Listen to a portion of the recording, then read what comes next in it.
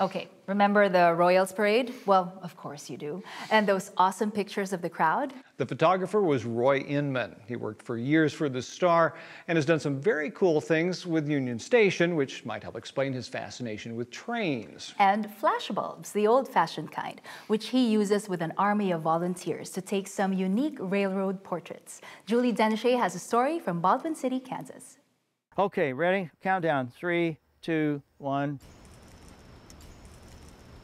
One went right there. One went. Top right. Yeah, one bulb went. One bulb went. Wow, that was impressive. That was badass. Some might ask why we use flash bulbs instead of strobe.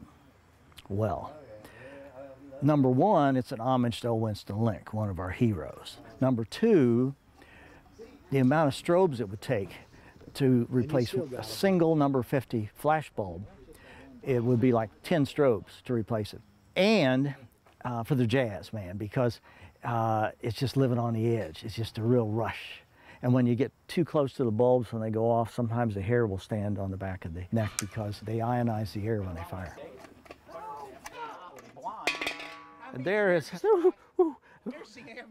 there is a used feller. See, there's not much. See there? He's hot, he's warm. Whew, it's hot potato. That's what it looks like afterwards. And it's no good, one shot, that's it, boom. Right, and that old Pullman car would be ideal right behind it, and I suppose it might be interesting to throw the caboose on.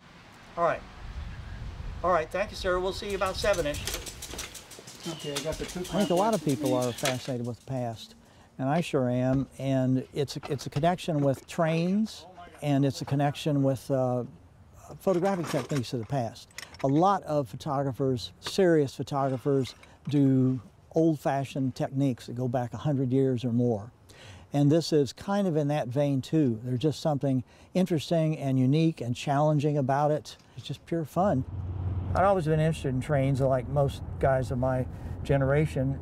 I had Lionel Train running around the tree when I was a kid. I began to realize just how significant railroads were in the development of the United States. As I'm looking around to try and find old photos and old artifacts, I discovered the work of O. Winston Link.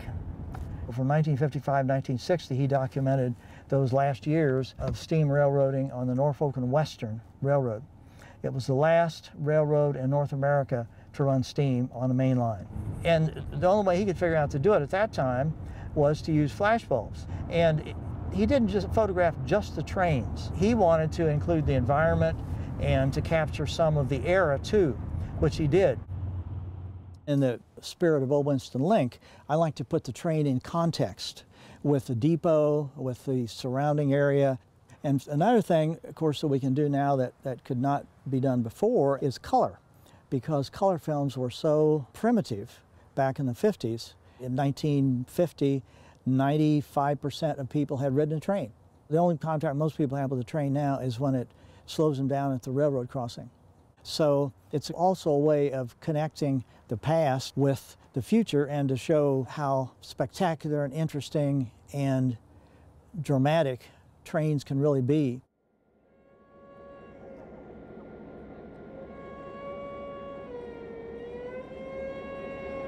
That'll do. Okay, that'll do. Are you going to have a light on the front? Flash bulbs are so powerful for the size and weight. Screw them in. That's it. Just make sure they're screwed down dead home to their stop.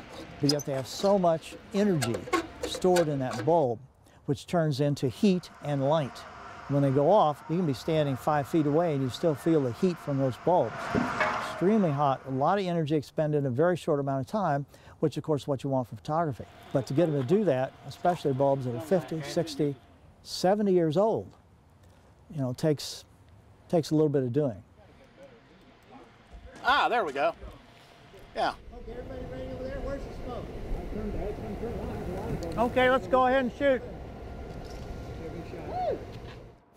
To actually make a photograph, to take a scene and visualize it and have to put all the lights and all the wherewithal and get the angles, etc., and get all this into gear, and then getting assistants that are motivated and really want to help and make it work, and then put it all together.